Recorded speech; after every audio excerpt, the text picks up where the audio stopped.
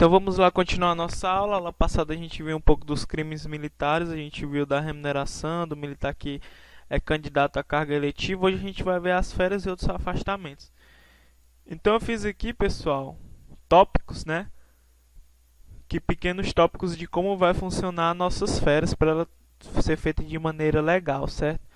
Dentro da legalidade. Então esses tópicos vão ajudar a gente para a gente poder entender como é que funcionam essas férias. Primeiro, a gente vem para a concessão, certo?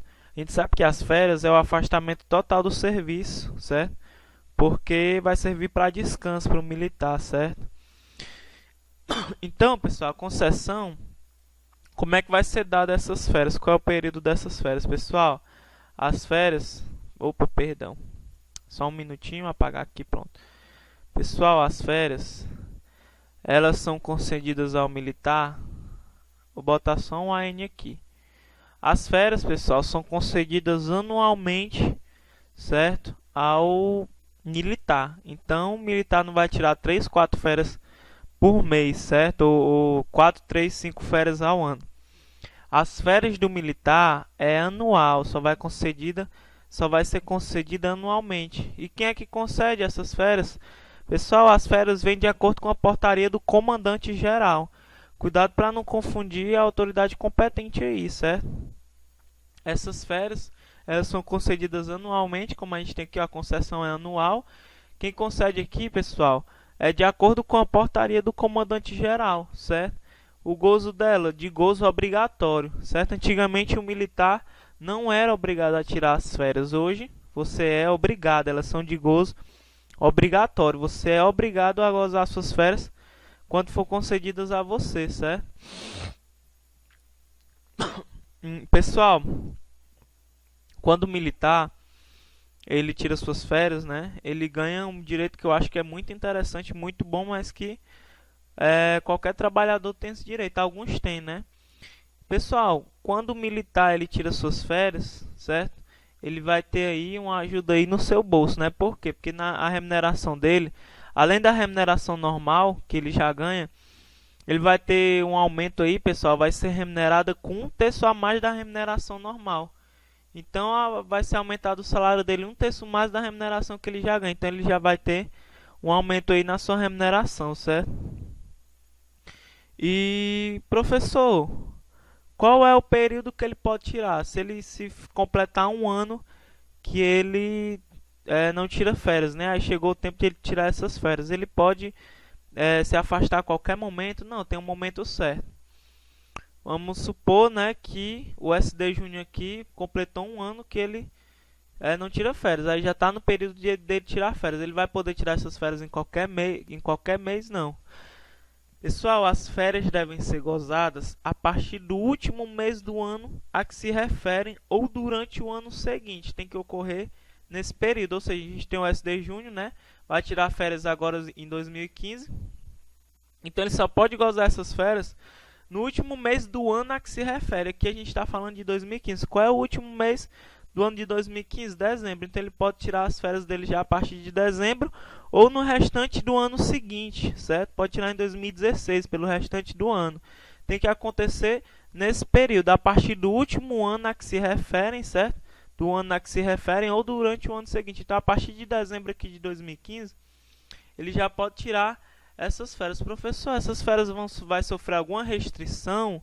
Eu vou ser impedido de tirar essas férias por algum motivo?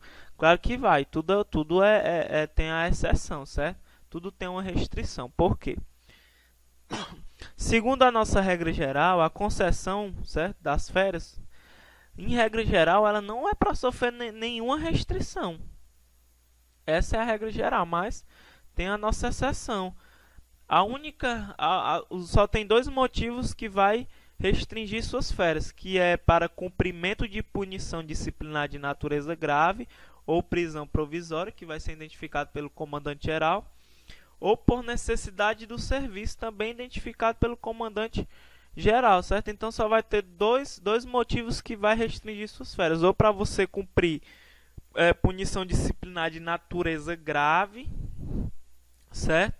Ou então por necessidade de serviço, certo? Se precisar realmente, você vai ter que parar de gozar suas férias por causa dessa necessidade, certo? É claro, pessoal, que você não vai perder os dias das suas férias, certo? Vamos supor que você saiu das suas férias, na metade das suas férias, porque estava com necessidade de serviço. O comandante geral chamou, né? Então, pessoal, você vai lá, faz seu serviço, só que você tem que ser agendado, tem que ser garantido ao militar, pessoal, que seja dado a ele uma nova data para ele poder reiniciar suas férias que foram interrompidas. Então, a partir do momento, vamos supor que foi interrompida no terceiro dia, certo? Então congela, certo? Esse dia ele volta para o serviço. Depois que reiniciar suas férias, continua da onde parou, certo? E professor, você esqueceu de falar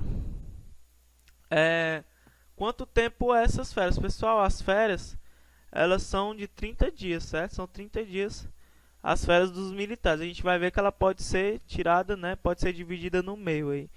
Mas é 30 dias, certo? Então, quem é que pode tirar essas férias? O militar ativo, né? Com certeza que está de serviço. É claro que o militar que está na reserva remunerada, ele não vai poder tirar férias. Ele já está aposentado, já está em casa todo dia. Aí, pessoal, se a gente for lá no artigo 59, no parágrafo 2º, a gente vai ver lá: não fará jus às férias regulamentares o militar, né, estadual que esteja aguardando solução para a inatividade. Então, pessoal, se você pediu sua reserva remunerada, né, você vai esperar lá os 90 dias para poder ir para a reserva. Então, você não pode pedir as suas férias, porque você já vai para a reserva remunerada, certo? Então, pessoal, não pode tirar as férias quem estiver aguardando aquela solução da inatividade, certo? Aqueles 90 dias para ir para a reserva remunerada. A forma eu já disse, né, pessoal, são 30 dias, certo? As férias só podem ser gozadas durante 30 dias, certo? De gozo obrigatório. E elas podem ser divididas em 15 e 15. Podem ser partidas no meio. Pode ser gozadas de 2 períodos iguais. Ou seja, você pode tirar 15 num mês e 15 no outro, entendeu? Portanto, que some os 30 dias. Então, pessoal, as férias que a gente está falando aqui, elas podem ser divididas em 2 períodos iguais, 15 e 15, já que o total são 30 dias. Pessoal, a gente tem que optar por um negócio aqui, uma informação muito importante. Quando a gente fala em férias, a gente sabe que o militar ativo pode tirar essas férias, é aquele que está em atividade. Só que esse direito, pessoal, ele também se estende até os militares que estão no curso de formação. O militar que está em curso de formação de oficiais, curso de formação de soldados, eles já têm direito a essas férias. Mas, professor, o senhor acabou de dizer que as férias são concedidas anualmente, de 1 em 1 ano. O senhor está ficando doido? Como é que o militar que está fazendo curso de formação de soldado, que o curso de formação não dura nem 6 meses direito, perdão, não dura nem 1 ano direito, como é que ele vai tirar essas férias se o curso de formação é 6 meses? Pessoal, é porque assim, mesmo que não dure 1 ano o curso de formação, o período que ele ficar no curso de formação já vai estar contando para tempo de férias. Se o curso de formação de soldado é 6 meses, aí ele se formou, depois basta que ele tire mais 6 meses de serviço, ele já tem 1 ano, já tem direito às primeiras férias dele, certo? Então, é por isso que o direito das férias já se estende, já é direito dos militares, inclusive em curso de formação. Porque mesmo que ele não tire essas férias estando no curso de formação, já começa a computar o tempo, certo? Já que é anual, entenderam? Então, pessoal, a gente só tem isso mesmo. Essas são as férias, eu fiz um resumo para vocês. Então, vamos dar uma olhada de novo. Concessão, quem é que concede as férias, pessoal? Elas traduzem o afastamento total do serviço, são concedidas anualmente, certo? De 1 em 1 ano, de acordo com a portaria do comandante geral, certo? Então, ela é de gozo obrigatório, remuneradas com 1 terço a mais da remuneração normal do militar, certo? E ela é atribuída ao militar para descanso, certo? Professor, qual é o período que eu posso tirar? A partir do último mês do ano a que se refere ou durante o ano seguinte? Professor, eu vou ter alguma restrição nas minhas férias? Vai ter 2 casos em que suas férias podem ser restringidas. Qual é? Para cumprimento de punição disciplinar de natureza grave, aí quem chama é o comandante geral, ou por necessidade do serviço identificado por ato do comandante-geral, pessoal. Só que é garantido ao militar estadual uma nova data para ele reiniciar da onde parou suas férias interrompidas. Então ele vai ter um reinício das suas férias, certo? Então, quem fará juízo, o militar ativo que está em atividade, certo? Que está aguardando reserva remunerada, certo? Quem está naquele processo de inatividade não tem direito a pedir essas férias, certo? A forma eu já falei, são 30 dias que podem ser, né, divididas em 2 períodos iguais, 15 e 15, certo? Então, é só isso que a gente tem que saber sobre as férias. Então, a gente vai ver agora na letra da lei, porque a gente precisa saber na letra da lei, no nosso artigo 59. As férias traduzem um afastamento total do serviço concedidas anualmente, certo? De acordo com a portaria do comandante-geral, de gozo obrigatório após a concessão, remuneradas com um terço a mais da remuneração normal, sendo atribuídas ao militar estadual para descanso a partir do último mês do ano a que se refere ou durante o ano seguinte, devendo o gozo ocorrer nesse período, certo? Como eu já expliquei para vocês. A concessão e o gozo das férias não sofrerá nenhuma restrição, salvo qual é, pessoal? Cumprimento de punição disciplinar de natureza grave ou prisão provisória por necessidade do serviço. Então tem aqui, ó, para cumprimento de punição disciplinar de natureza grave ou prisão provisória por necessidade do serviço, certo? Também identificada por ato do comandante-geral, conforme conveniência e oportunidade da administração. Ó, isso aqui que é importante, ó, garantido ao militar estadual nova data de reinício do gozo das férias interrompidas, certo? Não fará jus às férias regulamentares o militar que esteja aguardando solução de processo de inatividade, certo? Aquele militar que está naquele processo para ir para a reserva remunerada, que está esperando os 90 dias, né, para que seja dado sua reserva, ele não vai poder pedir as férias. Mas, professor, se ele já vai para a reserva remunerada, após os 90 dias ele já vai esperar em casa, por que ele ia querer essas férias? Pessoal, vocês lembram aqui que o militar que fica de férias, ele tem direito a remuneração um terço a mais da remuneração normal, certo? Então ele podia ter interesse na remuneração, porque aumenta um terço a mais da remuneração normal. Então esse seria o motivo. As férias às que se refere esse artigo não poderão ser divididas em 2 períodos iguais, 15 e 15 aqui, viu, pessoal? Ele pode tirar 15 e depois tirar mais 15. 2 períodos iguais. O direito destacado nesse artigo estende-se aos militares que estão no curso de formação para ingresso na corporação. É como eu disse, mesmo que o curso de formação não seja um ano, seja, vamos supor que é 6 meses o curso de formação de soldado, então já começa a computar. Depois basta que ele tire mais 6 meses, completa um ano, aí já tem direito às férias, certo? Então, só isso que vocês precisam saber das férias, certo, pessoal? As férias, gozos obrigatórios, concedidas anualmente, certo? Remuneração, um terço a mais da remuneração normal, pode ser gozadas no último mês do ano a que se refere, ou do ano seguinte, certo? Durante o ano seguinte inteiro, certo? Lembrem da restrição, certo? Para cumprimento de punição disciplinar de natureza grave ou necessidade do serviço. Ele vai poder, né, ter o reinício dessas férias, certo? Que foram interrompidas. Não fará juiz às férias o militar que estiver aguardando a solução de processo de inatividade, certo? As férias podem ser divididas em 2 períodos iguais. E, pessoal, até o militar que está no curso de formação já tem direito a essas férias. Lembrem disso para efeito de prova. Então agora, pessoal, a gente vai para os afastamentos, certo? Os afastamentos regulamentares. Então, pessoal, a gente falou das férias, agora vamos para os afastamentos temporários do serviço. Lá no nosso artigo 60. Então, pessoal, os militares estaduais têm direito aos seguintes períodos de afastamento. Pessoal, muito cuidado para não confundir os afastamentos com as licenças, certo? As licenças, certo? Elas são totalmente diferentes. A licença é uma coisa, os afastamentos é diferente. Então não vamos confundir, certo? Vamos dividir os dois. Próxima aula a gente vai falar dessas licenças, certo? Então os militares eles têm direito aos afastamentos total do serviço, obedecidos às disposições legais e regulamentares por motivo de... Então, pessoal, falando nos afastamentos, os afastamentos aqui são afastamentos regulamentares, certo? Por quê? Quando a gente fala das férias e desses afastamentos, certo? Elas são concedidas ao militar, só que quando elas são concedidas, ela não tem nenhum prejuízo. O militar não sofre nenhum tipo de prejuízo, nem prejuízo remuneratório, certo? Na sua remuneração, não tem prejuízo do tempo de serviço, de contribuição. Então, pessoal, vai contar para todos os efeitos legais, certo? Ele não perde nada. Quando a gente for falar das licenças, a gente vai ver que tem algumas licenças, certo? Tipo a licença para tratar de interesse particular, que o militar ele vai perder tudo, certo? Ele implica na remuneração, não conta como tempo de serviço, nem de contribuição, nem para antiguidade, nem para promoção, não conta para nada.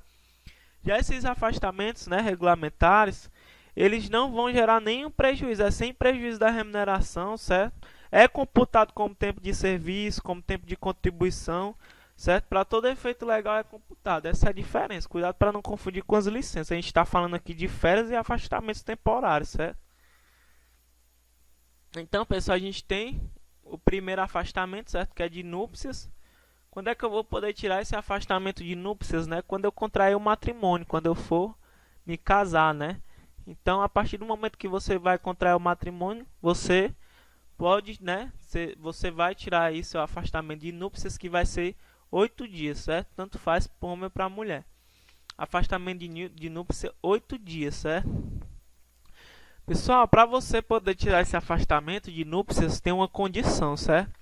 Você não vai chegar lá no dia para o seu comandante, no dia do casamento, falar que vai se casar, que já quer tirar esse afastamento. Você tem que avisar antecipadamente, certo? Lá do seu batalhão que você vai se casar, que você vai contrair o matrimônio.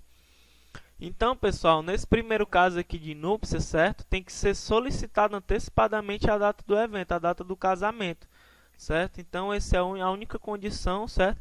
O quartel não vai querer dizer o dia que você tem que se casar, o dia do evento, certo? Mas é só para ter um controle. Então, pessoal, quando você for contrair o matrimônio, você tem que solicitar antecipadamente lá ao quartel, certo? Para dar a data do evento, que é para se ter esse controle, certo? Então, só isso que você precisa saber sobre as núpcias, somente 8 dias, certo?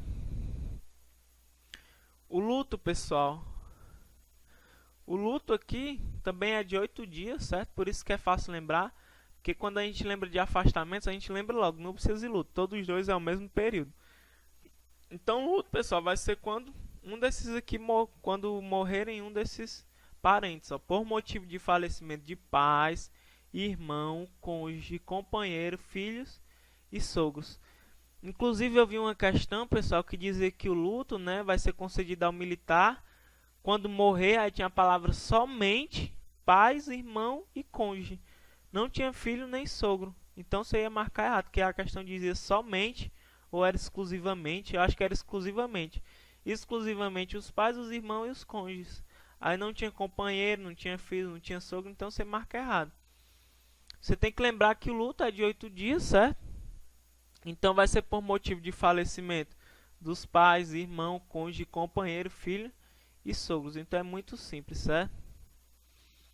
Então, pessoal, o luto você não vai precisar falar antecipadamente. Basta apresentar lá no quartel atestado de óbito, certo? De um desses parentes, pronto, você já vai ter direito ao luto, certo? 8 dias afastado aí do serviço, certo? Agora, falando em instalação e trânsito, aqui complica, pessoal. Por quê? Quando a gente fala em instalação e trânsito, a lei não fala nada sobre o que é a instalação e sobre o que é o trânsito, certo? A única coisa que tem na lei é que elas duas existem.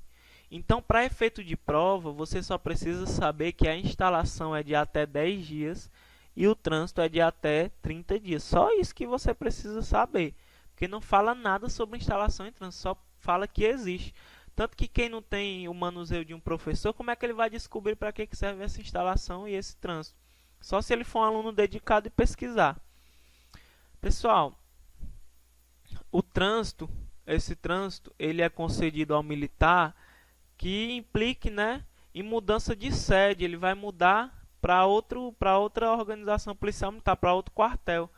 Então, pessoal, se ele for, né, se ele mudar de quartel, o comandante dele manda ele lá para Quixeramobim.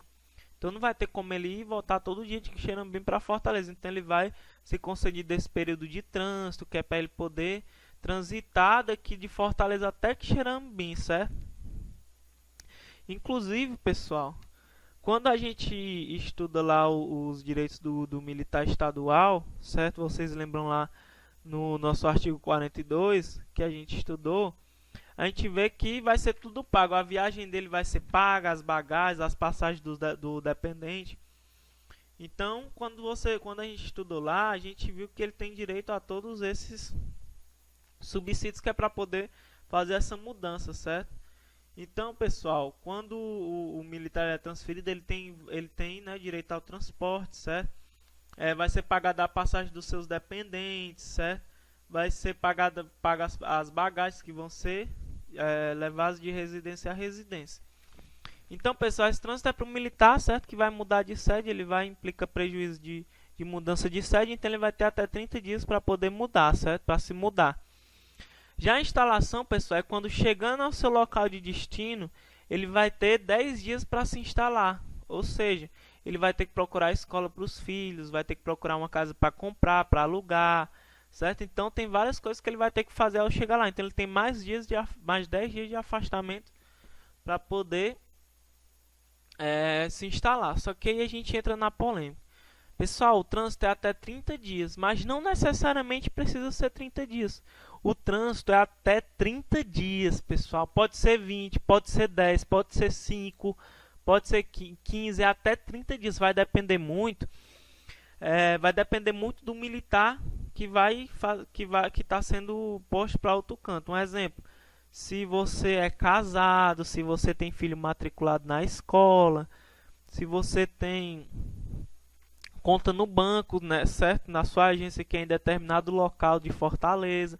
Então você vai ter que tirar seu filho da escola, vai ter que tirar a matrícula dele, vai ter que mudar seu banco, vai ter que fazer várias coisas, certo? Então você tem até 30 dias, certo?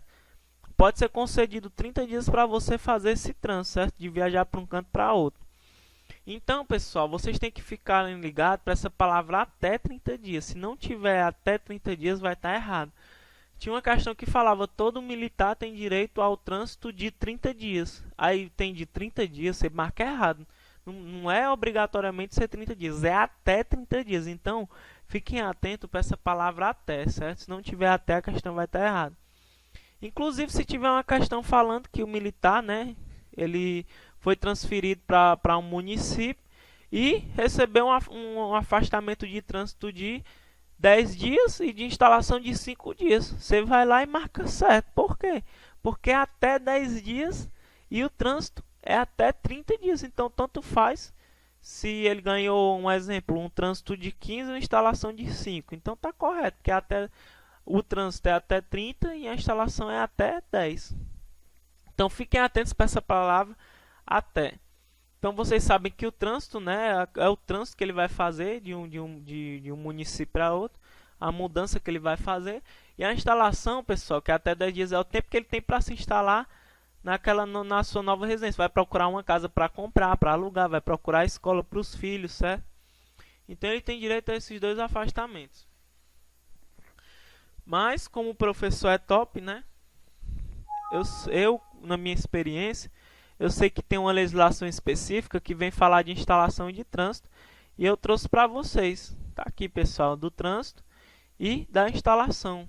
É uma legislação específica da Polícia Militar. Eu vou passar para vocês, mas vocês não precisam decorar isso daqui. Isso aqui não cai na sua prova. Você só precisa saber que o trânsito e que a instalação existe e que o trânsito é de até 30 dias, como a gente tem aqui, ó, trânsito até 30 dias e instalação até 10 dias. Você só precisa saber disso e lembrar da palavra até. Mas a gente vai se aprofundar um pouco. Ó. Trânsito é o período de afastamento total do serviço concedido ao policial militar cuja movimentação implique obrigatoriamente mudança de sede destinado-se aos preparativos dessa mudança. Então você tem que se preparar para se mudar, né?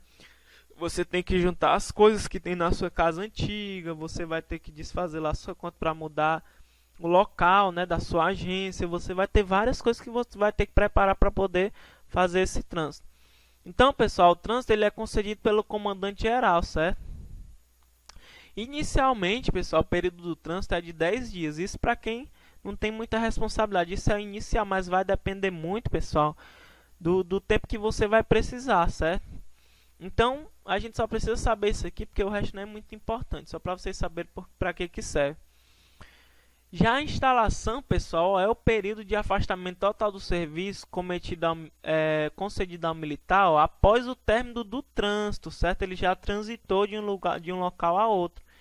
Então, quando de sua apresentação na UPM para onde foi transferido, ele vai se apresentar lá e vai ter direito a essa instalação. Reservado para as providências de ordem pessoal ou familiar decorrentes da movimentação, certo? Então, é só para vocês saberem mais ou menos para que serve. Então, lembrem disso. Como a gente tem aqui, pessoal, núpcias, né? 8 dias, né? Para aquele militar que contrai o matrimônio, tem que avisar antes lá no quartel a data do evento.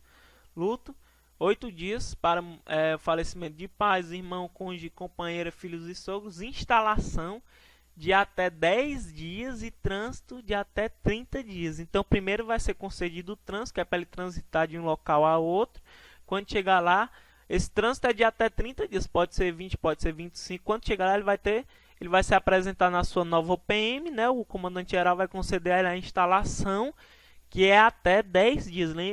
Lembrem-se dessa palavra até, certo? Então, pessoal, a gente tem aqui nosso parágrafo único. O afastamento do serviço por motivo de núpcias ou luto será concedido no primeiro caso. Aqui ele diz do motivo de núpcias. O primeiro caso é núpcias. Se solicitado por antecipação a data do evento, você tem que dizer lá no quartel quando vai ser a data desse seu casamento, que é para poder ter o controle. E no segundo caso, que é o de luto, certo? Tão logo a autoridade que estiver subordinada ao militar estadual tome conhecimento de acordo com a portaria do comandante geral. Você apresentou atestado de óbito e já tem direito ao afastamento de luto, certo? Artigo 61. As férias e outros afastamentos mencionados nessa seção são concedidas sem prejuízo da remuneração prevista na legislação específica e computados como tempo de efetivo serviço e contribuição para todos os efeitos legais. Então, pessoal, as férias e esses afastamentos temporários eles não vão implicar prejuízo nenhum para o militar, ele não vai ter prejuízo. Quando a gente for lá para as licenças, que é o artigo 62, a gente vai ver que tem umas licenças que vai gerar prejuízo ao militar, certo? Na sua remuneração, na contagem de tempo e contribuição para a antiguidade. Então a gente vai ver isso na próxima aula. Então espero que vocês tenham entendido, certo? Um abraço, até a próxima aula.